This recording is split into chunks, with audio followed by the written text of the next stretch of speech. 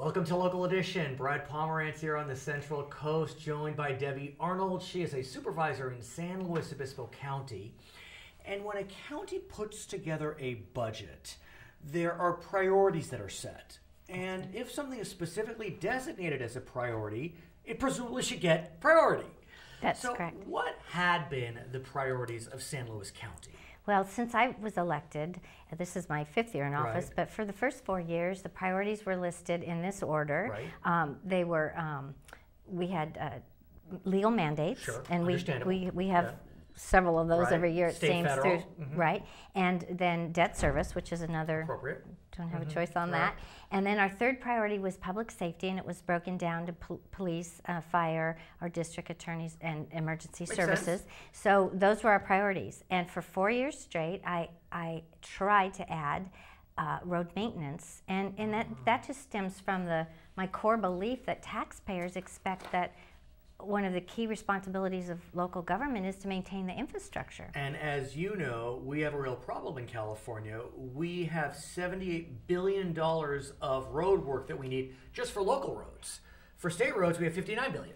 And the key for me was, do we not have the money? Right. And the answer is that's not it. We do have the money. It's prioritized for other things. So in this 5th year, In the 5th year, I was successful in getting a 4th priority, meaning that these are the things we do first, and then we move into new programs or other things. So what does that Road mean? maintenance has been added to the list. What does that mean? Well, for me, it's as simple as this. You know, we know that in this county, we have over 1,000 miles of county roads. A large part of our economy is based on inviting tourists Right. to our area to drive on our county roads out to Sure. the beautiful wineries Of and the course. scenery and so forth. Do tourists want to come to a county where their car needs repairs when they get home? I think not. And the cost, if you added up the cost to the local citizens that drive on county roads when the roads aren't maintained, there's quite a repair cost cumulatively to your vehicle. Another thing to consider on that is, people are constantly talking about needing these roads repaired, but there's a pavement index, and that is the Right. way if how the roads are being maintained. We used to have a standard of 70 CPI. Then we weren't maintaining it at that level, so we changed the standards and we lowered them. Now our standard is 65, and this is a number that Sure. goes up to 100, but 65 is deemed in this county. We want to keep our roads at that level. We're falling short. That becomes a safety issue. Beyond that, you have potholes, you have people swerving to avoid places where the asphalt is not holding up, and that's a safety issue. I want to talk about another method of funding road repairs, and that's known as county self-help measures. Correct.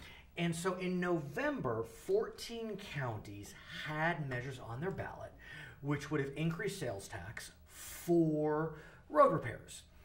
They passed in 6. They failed in 8.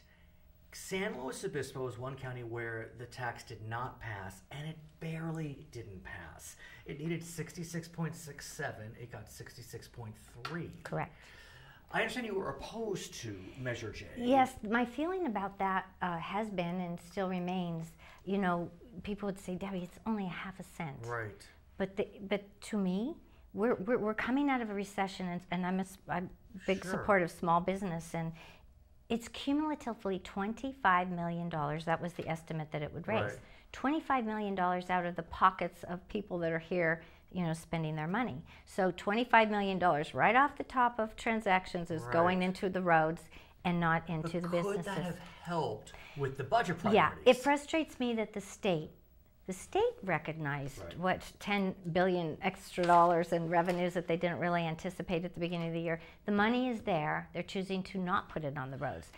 In this county, we have 7 incorporated cities, and within the last couple of years, they've all passed their own sales tax or bond or Right. something. Most of them was a sales tax to deal with their own roads because they weren't getting the help from Right. anywhere else. The county, we too had recognized in the Right. last couple of years extra funding, and should we think of something else to do or Right. put it on the roads? So The state is where we're having the problem. And let's talk about the Yeah, state. they have not been funding transportation statewide. And I think it's a very fair question, because what we know is for the last couple of years, the state has been looking at how do we deal with this dearth of funding for road maintenance. There have been questions about whether we should increase the gas tax. As you know, we haven't had an increase in the gas tax since 1994.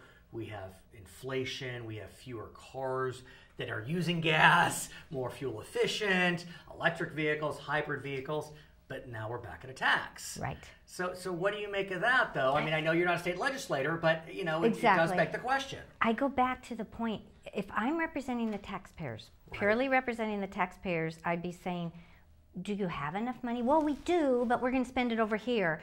But we have, here's the question. There's no question that there is money out there, and we could arguably do some reallocation.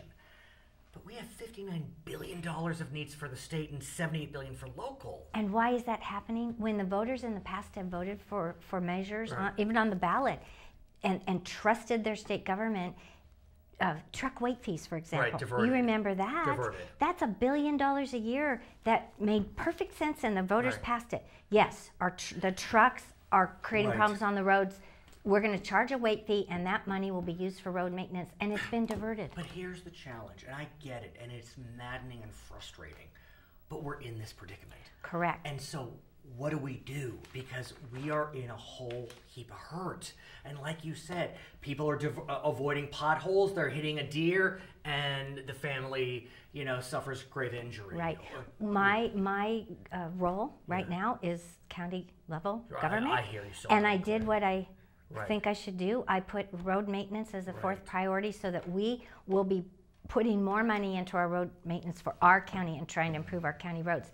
A couple weeks ago, I joined a coalition of 5 counties near here, the Central Coast, and it was San Benito, Santa Cruz, Monterey, San Luis Obispo, and Santa Barbara. Beautiful counties. Cumulatively, those 5 counties represent 1.5 million people out of a state of 40 million, but still, we went up as the 101 coalition, meaning Sacramento.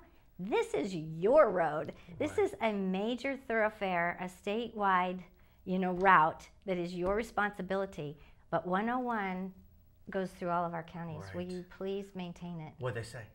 Well, you know how that goes. Okay, we'll listen to you and work on it. But people ask me that. Should they give you money? I said, well, it doesn't work quite like that. But I think that all citizens at least understand it. If you want to say, yeah, sure, get your checkbook out and continue to pay and pay and pay. Where does it stop?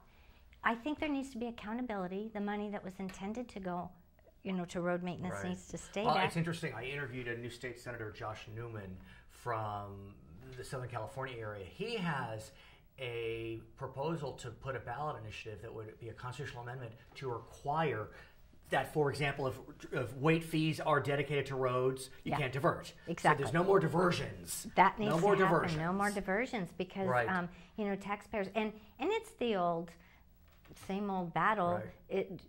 Do we bolster our economy? Are we better off by letting money churn in the economy and the free market, and then that everybody has more in their pocket to spend? Businesses are thriving, or do we continue to just find ways to take it out of people's pockets? I mean, these are tricky questions, but I'm glad you're looking into the issue on behalf of the Central Coast. I want the best, and it's just how we get there. She is San Luis Obispo County Supervisor Debbie Arnold. My name is Brad Pomerance. This is Local